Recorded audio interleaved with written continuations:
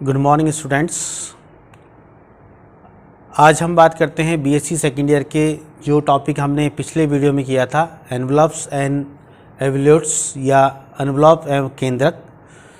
पिछले वीडियो में हमने बात की थी एनवलप क्या होता है, एनवलप की परिभाषा क्या है, और एक साधारण उदाहरण हमने एनवलप का लिया था। आज एक और एग्जाम्पल की बात करते हैं जो कि पोलर इक्वेशन पर आधारित है। किसी कर्व की पोलर इक्वेशन दी हो तो उसका एनवलप ज्ञात करना,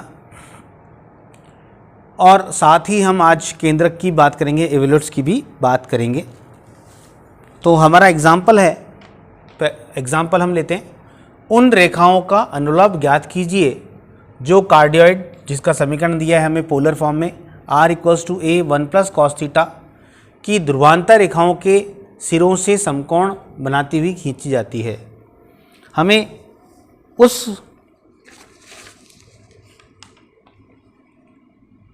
रेखाओं का एनवलप ज्ञात करना है जो कि इस कार्डियोइड की ध्रुवांतर रेखाओं के सिरों से समकोण बनाती हुई खींची जाती है। तो पहले हम एक कार्डियोइड का निर्माण करते हैं।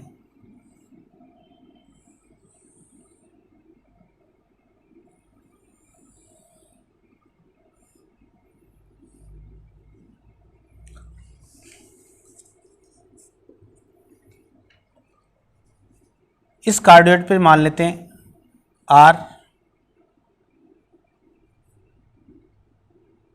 थीटा कोई बिंदु है, r अल्फा मान लेते हैं, p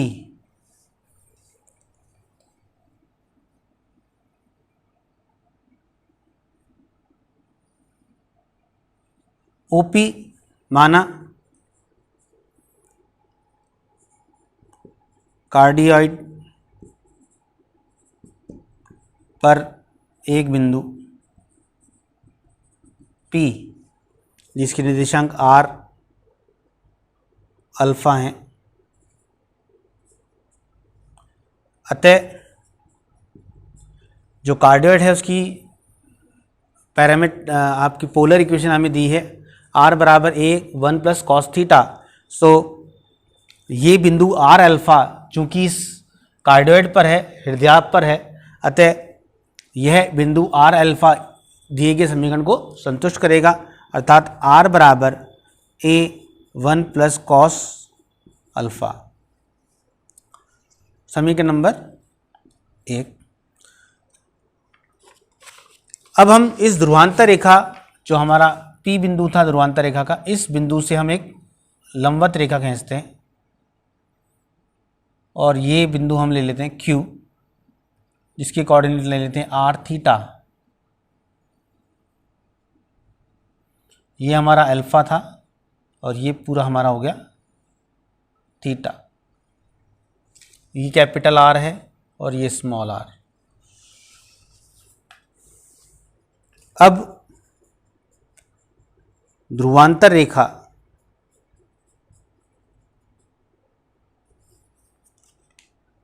OP के लंबवत रेखा पर एक बिंदु Q जिसके निर्देशांक r थीटा लेते हैं।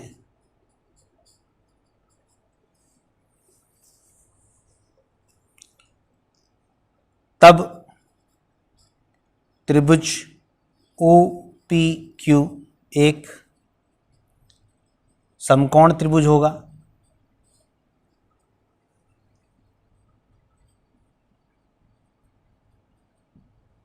ये त्रिभुज हमारा समकोण त्रिभुज है, और इस समकोण त्रिभुज में यदि हम cos थीटा माइनस अल्फा की बात करते हैं, ये एंगल हमारा होगा थीटा माइनस अल्फा, क्योंकि ये पूरा थीटा है और ये अल्फा है, तो ये थीटा माइनस अल्फा। तो cos theta minus alpha, cos theta minus alpha means आधार बटे कर्ण, तो r upon small r। That implies r बराबर r cos theta minus alpha. अब यदि हम समीकरण 1 से इसका मान रख देते हैं तो r का मान रखने पर ये हो जाएगा a 1 प्लस कॉस अल्फ़ा बराबर r cos theta minus alpha, जहाँ पर जो अल्फ़ा है वो प्राचल है। इसे हम समीकरण नंबर 3 दे देते हैं, ये समीकरण number 2।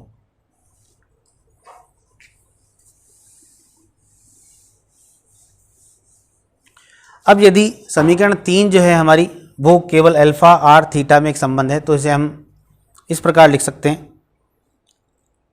Cos theta minus alpha upon 1 plus cos alpha बराबर a अपॉन आर।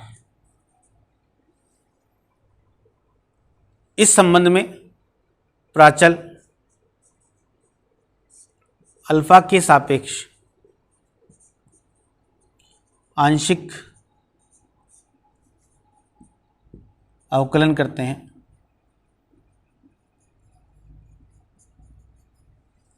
जब हम इसका आंशिक अवकलन करेंगे तो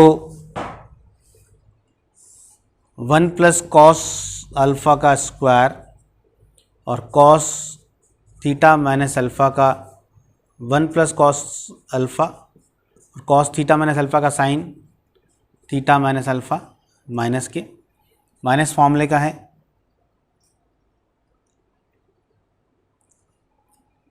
sine cos theta minus alpha और 1 प्लस कॉस अल्फ़ा का माइनस साइन अल्फ़ा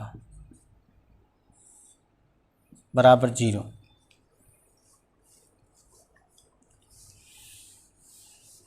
यहाँ से यदि हम देखें तो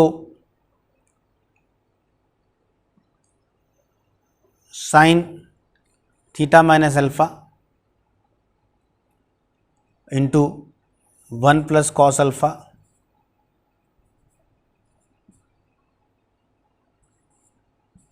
बराबर sine alpha cos theta minus alpha. और यदि हम इसे सिंप्लीफाई करते हैं तो साइन अपॉन कॉस ये टेन थीटा माइनस अल्फ़ा बराबर sine alpha upon 1 plus cos alpha. यहाँ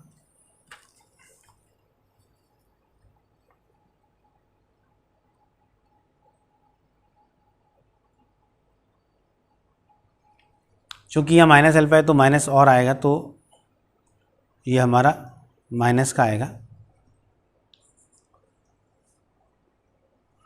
और ये हमारा माइनस का है। तो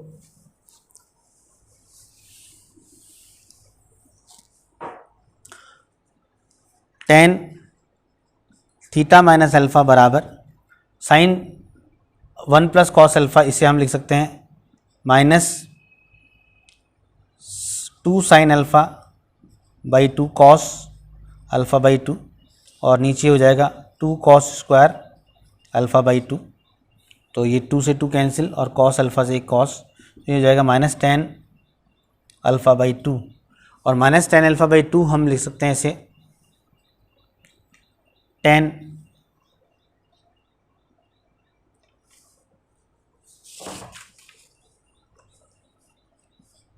पाई माइनस अल्फ़ा बाई 2।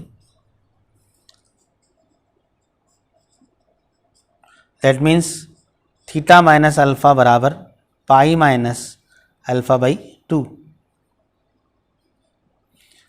जिससे हमें अल्फ़ा का मान प्राप्त हो जाएगा अल्फ़ा बराबर 2 थीटा माइनस 2 पाई। ये जो मान है हमारा, इसे हम समीकरण नंबर 3 में रखते हैं। जो हमारी समीकरण नंबर 3 थी,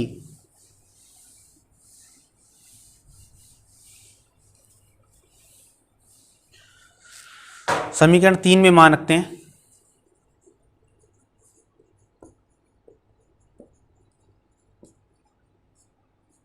समीकरण 3 थी हमारी r cos theta minus alpha, तो अल्फ़ा का मान है 2 थीटा माइनस 2 पाई, तो ये प्लस हो जाएगा, equals to a 1 plus cos 2 theta, cos theta minus cos alpha, तो अल्फ़ा का मान है 2 थीटा माइनस 2 पाई। तो ये थर्ड इक्वेशन जो थी हमारी, उस थर्ड इक्वेशन में r equals to cos theta minus alpha था, हमने अल्फ़ा का मान रख दिया, बराबर a 1 प्लस कॉस अल्फ़ा, तो अल्फ़ा का मान यहाँ रख दिया। तो ये हो गया हमारा r cos it is 2 pi minus theta equals to a 1 plus cos और 2 pi minus 2 theta cos 2 theta. यहाँ से r और 2 पाई माइनस थीटा, ये कॉस थीटा बराबर a 1 plus cos 2 theta, that implies r बराबर a 1 plus cos 2 theta divided by cos theta. और यदि हम इसका मान रखते हैं फॉर्मूले में 1 plus cos 2 theta is 2 cos square theta into a तो है ही अपॉन कॉस थीटा, तो the result is r equals to 2a cos theta. तो r बराबर कॉस 2 थीटा हमारा अभिष्ट, अतः अभिष्ट एनवलप r बराबर 2a कॉस थीटा है। इस प्रकार से हम किसी भी पोलर इक्वेशन के लिए भी एनवलप ज्ञात कर सकते हैं। अब हम बात करते हैं एवोल्यूट्स की या केंद्रक की। तो केंद्रक की परिभाषा क्या है इसकी बात करते हैं, फिर हम कल अगले वीडियो में एग्जाम्पल्स की बात करेंगे, केंद्रक के एग्जाम्पल क्या हैं। तो पहले हम केवल परिभाषा की बात करते हैं।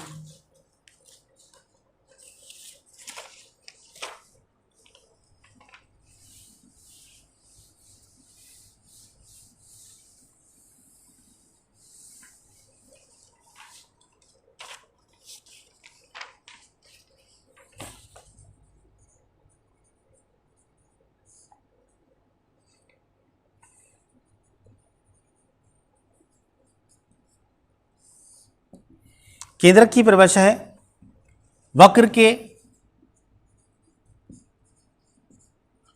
वक्रता केंद्र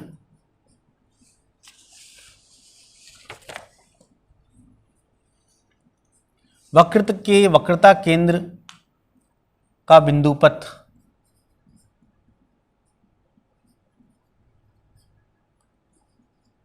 केंद्रक कहलाता है।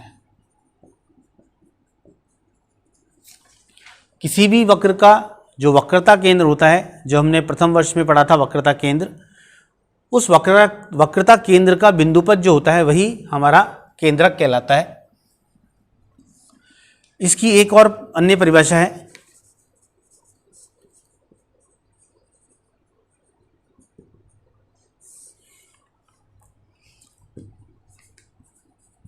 वक्र के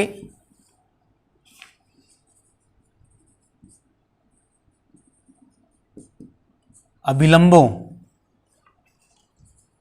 का एनवलप वक्र का केंद्रक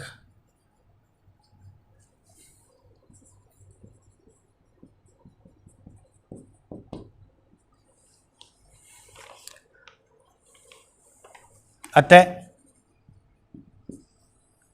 वक्र के